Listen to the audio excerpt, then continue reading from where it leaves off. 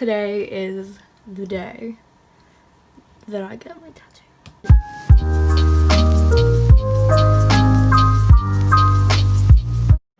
So my mum is not very impressed. We weren't talking last night because she decided that she didn't want me to get it.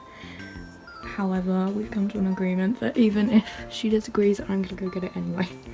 So she decided to take me and I'm looking pretty cute. I got my Esther Loves You trousers on and I just got a basic black top. Got a big cardi that I'm gonna put on and like some other bits if she wants to get out. I feel like she wants some attention. So here's the last look at the back of my arm before it has a little baby tattoo. So nervous. I've spent all evening last night watching Ink Master and very, very scared. It's gonna be fine. I know it will. I just overthink things. Let's just go get it started and see what happens.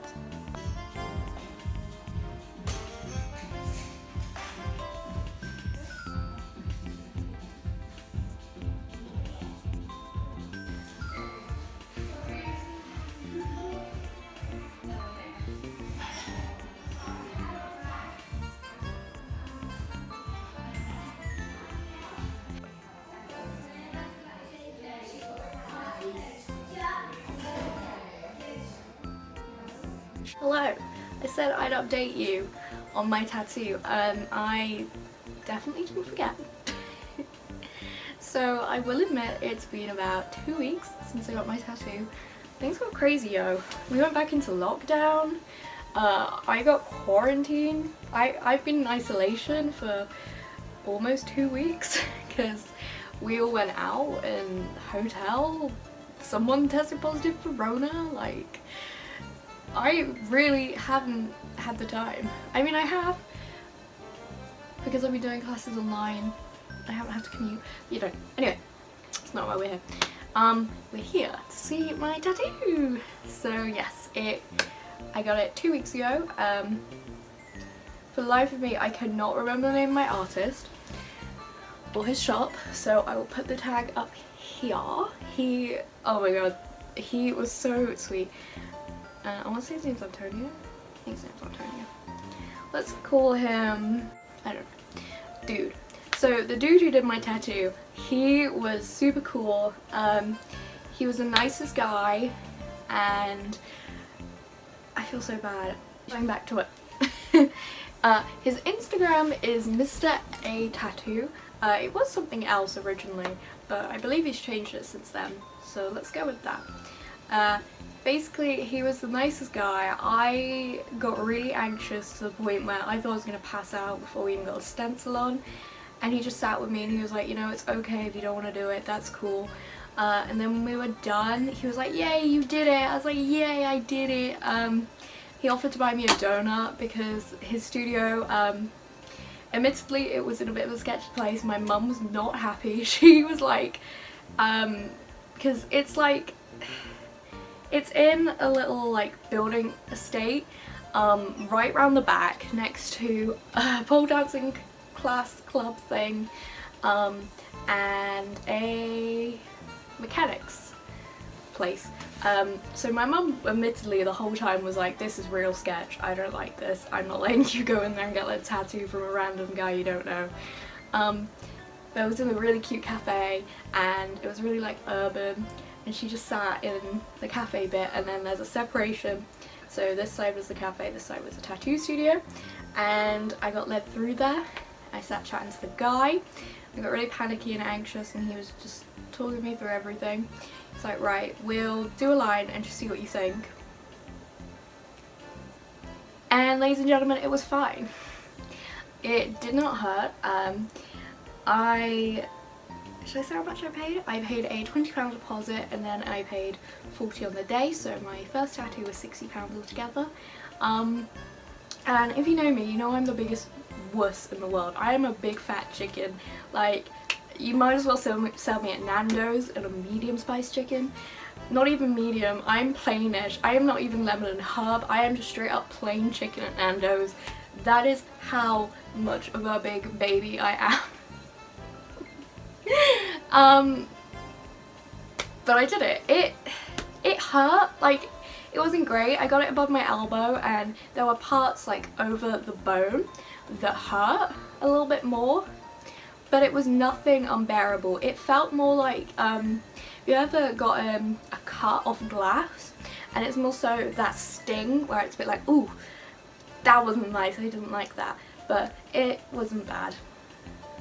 There were points where I was like moving my feet and just like wiggling a little bit, but I kept my arm still because I am the kind of person who, to kind of combat pain, I like to do something else to like distract myself. But it was cool. The guy had me lie on my stomach and whip my arm behind, so I looked a little bit like Naruto, a one-arm Naruto run kind of situation. Sonic the Hedgehog, gotta go fast, Green Hill Zone, you know what I mean. Kind of live in my own Green Hill Zone here. But it was all cool. Then he did it. I wouldn't even say it lasted 20 minutes because I had my headphones on. I was on Snapchat and Instagram and I was listening to music. I remember listening to Motionless in White Fuck It because I listen to that whenever I have anything scary, like a blood test, or like when we're going up in a plane, anything I'm scared of, I put that song on. I also listened to Venus by Lady Gaga, Lifestyle of the Rich and the Famous, Good Charlotte, and a few other just like random songs, but those are the ones that really sprung to mind. I think Doing Alright by Queen, like the original version, was also on my playlist at some point. I'm kind of recalling that, but like it was cool, it was fine. The guy opposite me was getting a full sleeve and he was on day 2 of it, and he was just like, it's fine, like I've been here for a day already, I've got another day after this, like if I can do it, you can do it. And I was like, it's my first time, I'm so scared. Nah, don't be. Basically, Beth, don't be a bitch, you can do it. And yeah, so afterwards he had me go and look at it in the mirror, and I was, okay, well before we even got it done, he had me go and look in the mirror and I was asking 1,000,000,001 questions. I was like, are you sure this is straight? Are you sure? Can we move it down a bit? He was like, no, if you move it down it's gonna get distorted because of the way your elbow moves. I feel like I was the most annoying client he's probably ever had. I'm sure that's not true because he's been doing it for quite a while, but you know, I panic about these things. I don't ever want to cause a hassle. But after the tattoo he put some like laminate over the top, like plastic laminate thing, and Vaseline, and he basically told me to use Vaseline, keep it moisturised, keep the wrap on for 5 days. I ended up taking it off after 3 because it started peeling, and I just kind of sat one night and just went because it was bothering me for some reason. I don't want to get into that. That's a whole story in itself. And yeah. It's healed really nicely. My mum was shocked. She was like, I can't believe you went through with it. Oh, the other thing. So because there's a wall separating, you can hear in and out.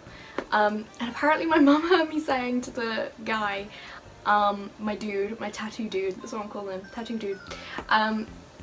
Basically, she heard me saying that my mum wasn't impressed and she doesn't want me to do it and to leave. He kept insisting, he's like, I will go and talk to your mum for you if you want. And when he took me back to go see my mum and show her before we got it all covered up, he was chatting to her and he was like, oh, well, do you want one? And she was like, not today, no. But like, this guy, he's Italian and oh, he could sell ice to the Eskimos. Lovely guy, I love him, he was amazing. I'd so go back there. And the way this tattoo all came about was because I just DM'd him on Instagram.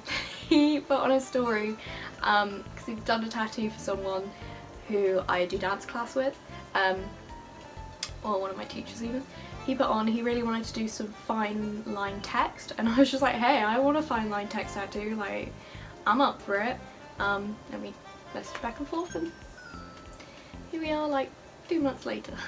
Well, a month. So I messaged him at the start of September. So here we go. This is what it looks like.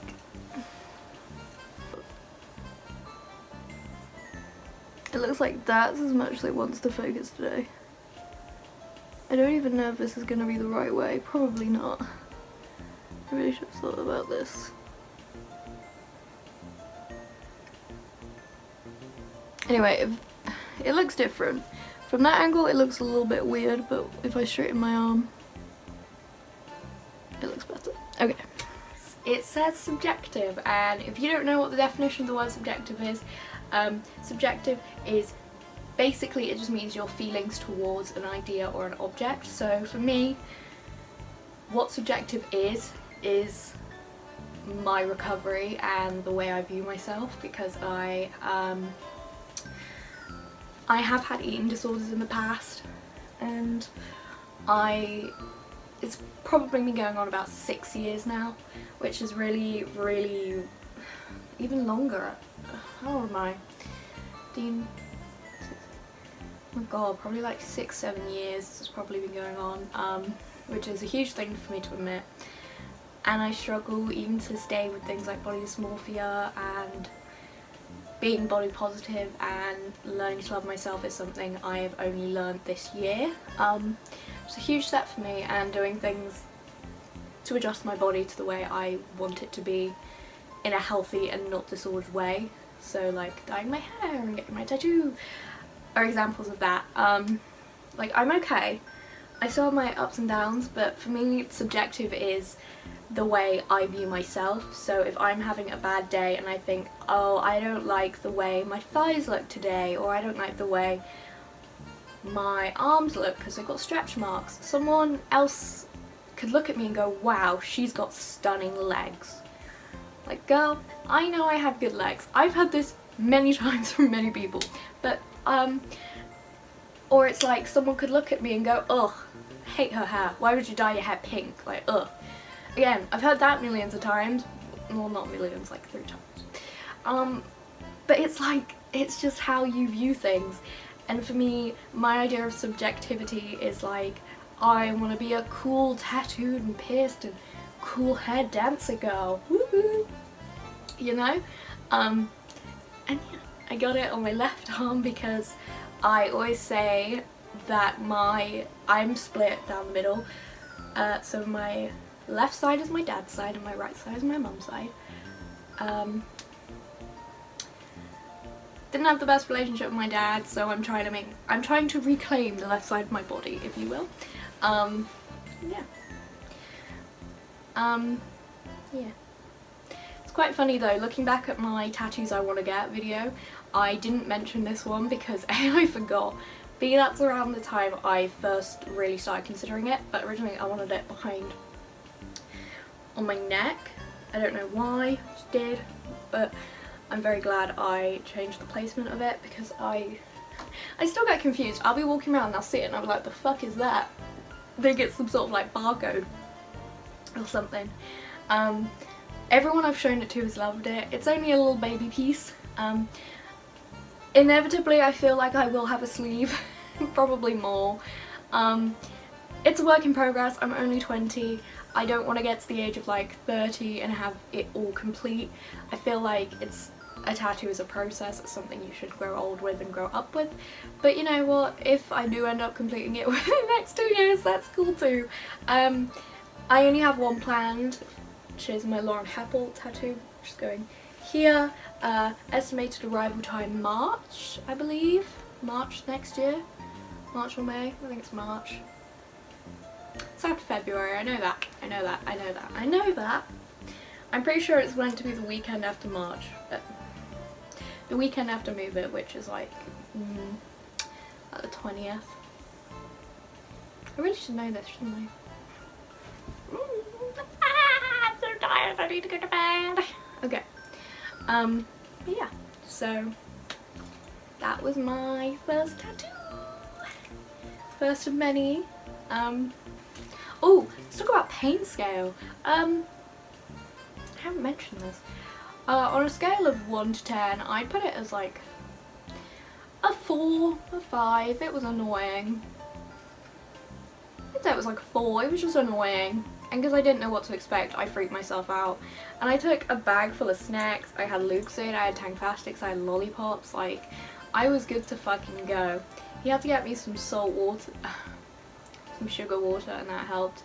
But you know, other than that, it was fine. But yeah. So, on that note, I'm gonna go see what my haunted Alexa wants and head to bed. So thank you guys so much for watching. If you liked it, please feel free to subscribe. It would mean a lot to me. Yeah. I don't have anything to add. It would just mean a lot, yo. Yeah. See you guys next time. Bye.